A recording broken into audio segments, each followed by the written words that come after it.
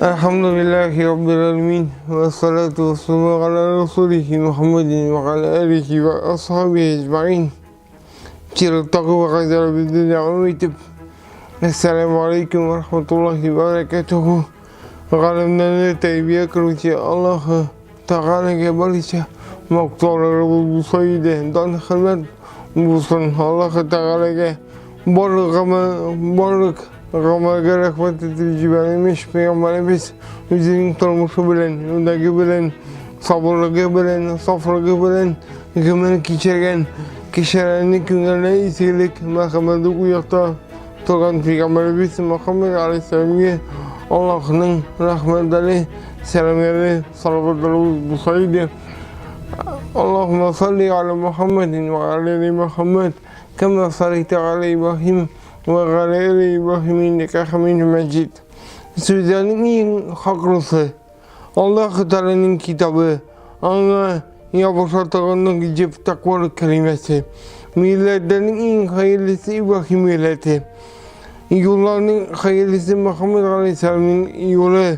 Sözlerin şerefindeki Allah-u Teala'nın etken zikri, kıssalarının kürkemi, bu Kur'an-ı Kerim kadarı cemaat.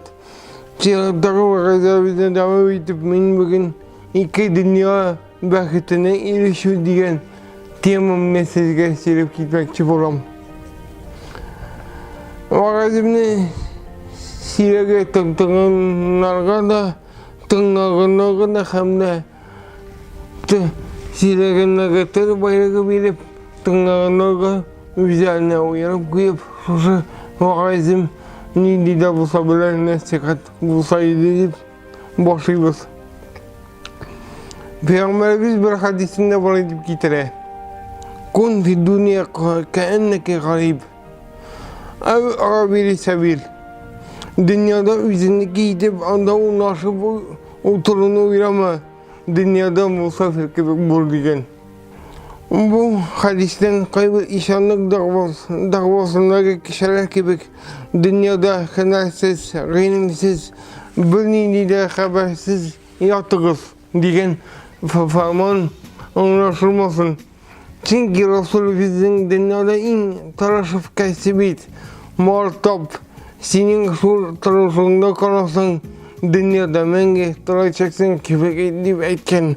Ahiretin için ise İtaki ulaşacak kişi gibi bulup hiç gerek kıldiğen mağanaları bikip hadislerde var kadar cemaat. Dünyada musafir dibetken siz iki dünyada yaşayanlar tırnak bulup Allah-u Teala etken her bir sözün üstümüzde kullanı, sur etken sözler bilen amel kılı, aynı amel kılıp dünya meşakkatlerine girende kasbitu eşyav baru, talu diyen ibarelerini Allah-u Teala'dan bir böyle gidip kabul ettiği kadar cemaat. Müslüman kişi dünyada yaşarken Rabbimiz bilgen bütün mümkün içeriklerden faydalanıp kalınlara diyişi. Sınav bilirler. Niye mi az, niye sana kim diyen sözlerini işittere turu kire. Bugün kime kararsak az beytirecek kişiler kübrek. Çünkü onlar kübrek bulur için tıraşmıyorlar, sebep kalmıyorlar. Bilgen her bir nimetle şeker itip kalamıyorlar. Bir şekeri Peygamberimiz bir hadisinde etken her bir iş niyetine kararsa diyen.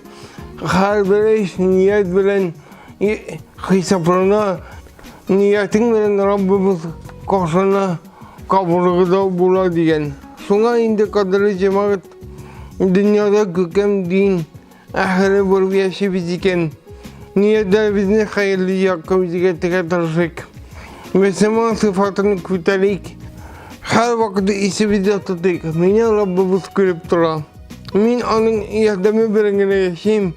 Onun ilçesi Muhammed Aleyhisselam'ın hadisenin yüzünden buldurup en altınca Müslüman, en yakşı en yakşı eti bulup zor derecelere ilişen deyip dünyada yaşamaya devam edip vakıcımın tamamının kadarı cemaat.